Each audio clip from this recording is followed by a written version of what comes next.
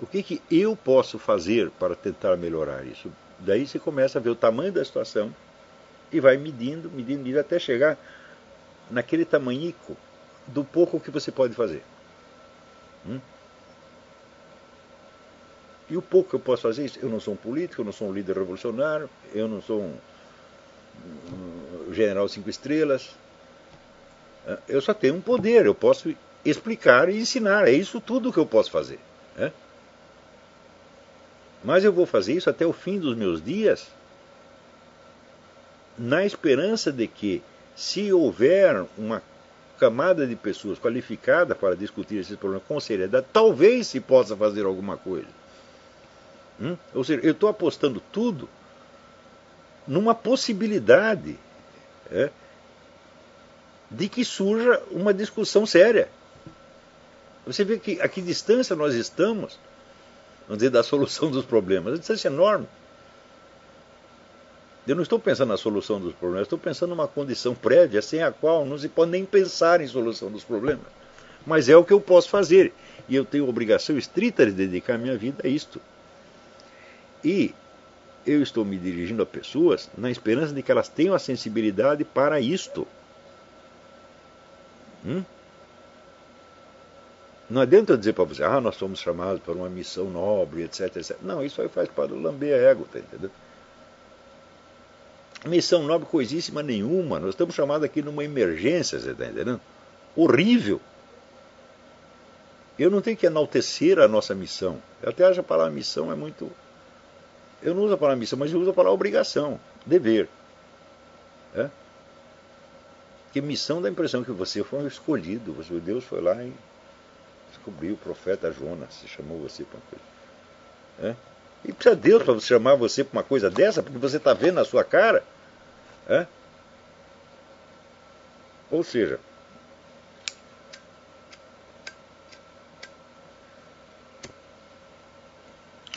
se você não é sensível nem mesmo à situação que está diante dos seus olhos, como é que você vai ser sensível ao chamamento divino? Deus fala com você às 3 horas da manhã, Zezinho, tal. Não dormir, pô. Então, não é um chamamento divino, não é uma missão, é uma obrigação óbvia, imposta por uma situação evidente. Você tem que ser sensível a isso. Se for sensível a isso, bom, talvez algum dia você tenha até alguma missão divina. Espero eu que tenha.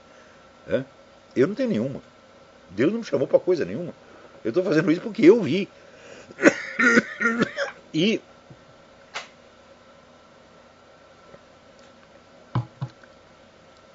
em vez de eu considerar isso uma missão divina, eu digo, bom, se eu der o melhor de mim para isso, talvez até Deus me limpe dos meus pecados por conta da boa intenção que eu tive nisso.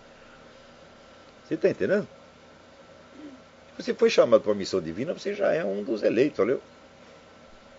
Eu não tenho essa pretensão não, meu filho.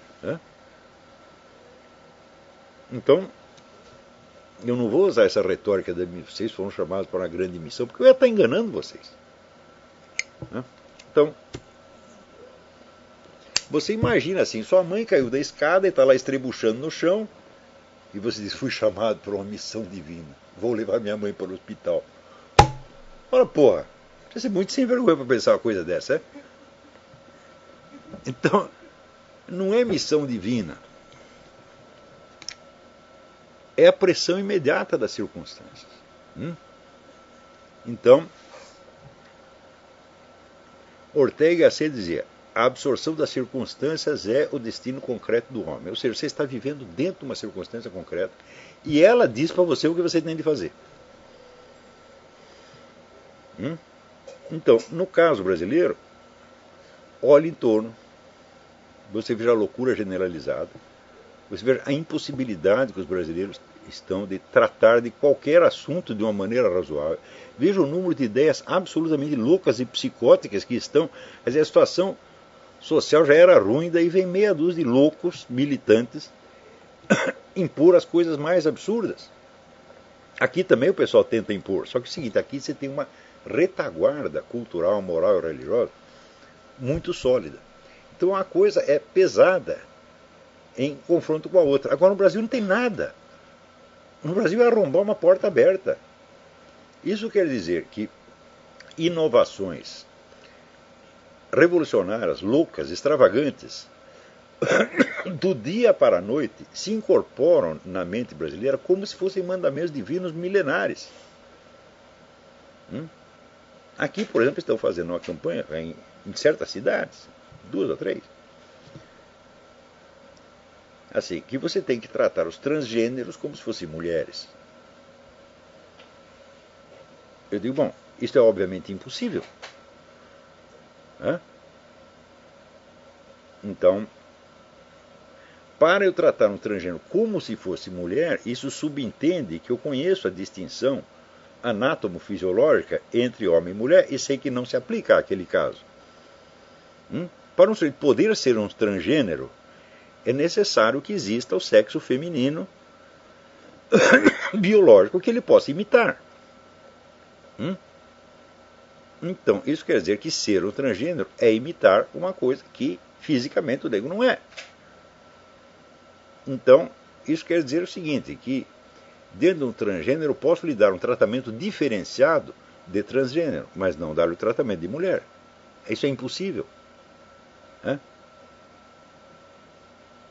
Você não pode ser obrigado a acreditar que uma mulher e um homem vestido de mulher são a mesma coisa. Ninguém pode ser obrigado a uma coisa dessa.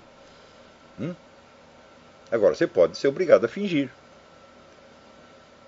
E quando o fingimento é imposto por lei, você está numa situação absolutamente psicótica.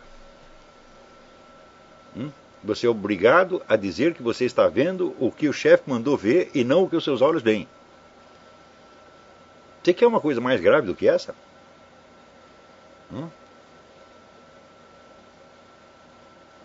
Então, isso quer dizer que, a pretexto de você não maltratar ou não destratar um transgênero,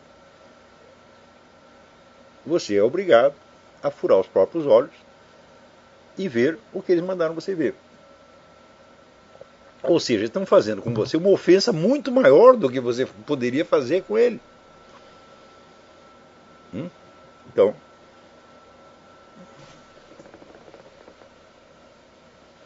ademais,